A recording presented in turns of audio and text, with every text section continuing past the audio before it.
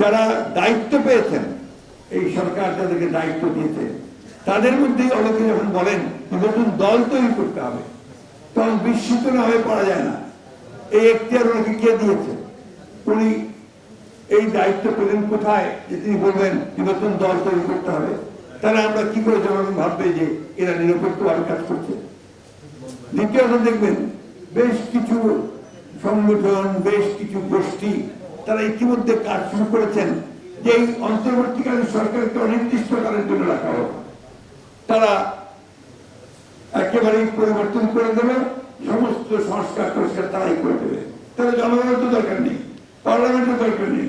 আমি যখন আজকে পত্রিকার নাম বলছি না, একটি পত্রিকায় দিয়েছে একটা জরিপের বরাদ দিয়ে, এই জরিপ কারা করেছে আমি ঠিক করতে পারবো না, নাম দিয়েছে ব্র্যাক ইনস্টিটিউট।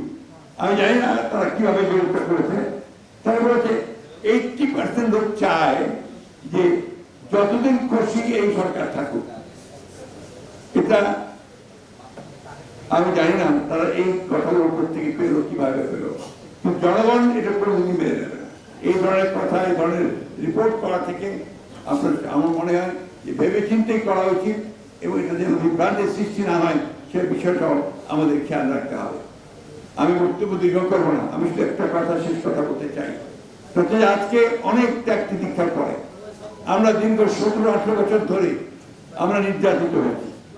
আমাদের গণতন্ত্রের আপসীর নেতৃত্বে সত্যি বেগম খালেদা জিয়া, তিনি দীর্ঘকাল কারাগারে থেকে 6-7 বছর ধরে অত্যন্ত অসুস্থ হয়ে পড়েছেন।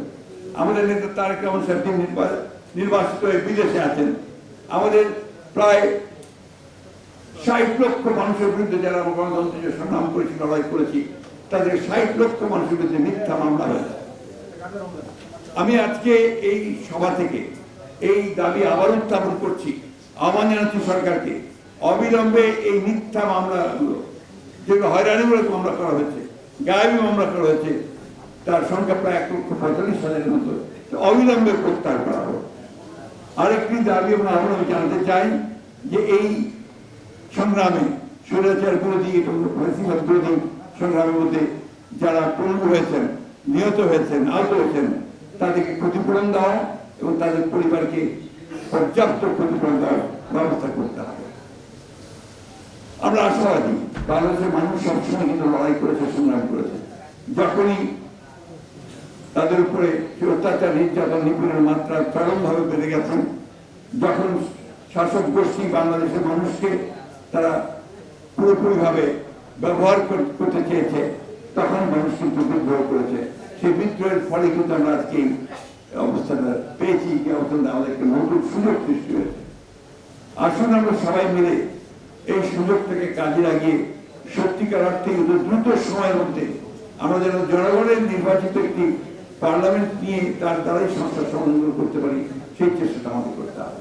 আরেকটি কথা আমি এই অন্তর্বর্তীকালীন সরকার, ইন্টারিম গভর্নমেন্টকে বলতে চাই যে এখনো আপনাদের প্রশাসনে কিন্তু সেই সমস্ত ব্যক্তিরা রয়ে গেছেন যারা এই ফ্যাসিস্ট সরকার রেজিমকে দীর্ঘস্থায়ী করার জন্য লুণ্ঠন, দুর্বৃত্তায়ন এবং সমস্ত প্রতিষ্ঠানকে ভেঙে ফেলার জন্য তারা কাজ করেছে, মদত দিয়েছে, প্রশ্রয় দিয়েছে।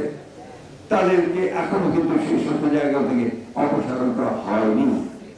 আমি আহ্বান জানাবো অতি দ্রুত তাদেরকে চিহ্নিত করে মূল জায়গাগুলো যেখানে আপনার পলিসি হয় সেই জায়গাগুলো থেকে সরিয়ে দিয়ে এই দেশকে অন্তত একটা এমন একটা কাঠামো তৈরি করেন যেখানে একটি নিরপেক্ষ নির্বাচন হতে পারে, যেখানে লেভেল প্লেইং ফিল্ড তৈরি হতে পারে এবং সমস্ত রাজনৈতিক দলগুলো তাদের প্রোগ্রাম নিয়ে তারা জনগণের সামনে উপস্থিত হতে পারেন, জনগণ যেন সঠিক সিদ্ধান্ত নিতে সক্ষম হয়। ধন্যবাদ আপনাদের সকলকে। আমি আবারও এই বক্তব্যের শেষে আমাদের শ্রদ্ধেয় নেতা জনাব আসম আব্দুল আবেদ আরোগ্য কামনা করছি, সুস্বাস্থ্য কামনা করছি, দীর্ঘায়ু কামনা করছি।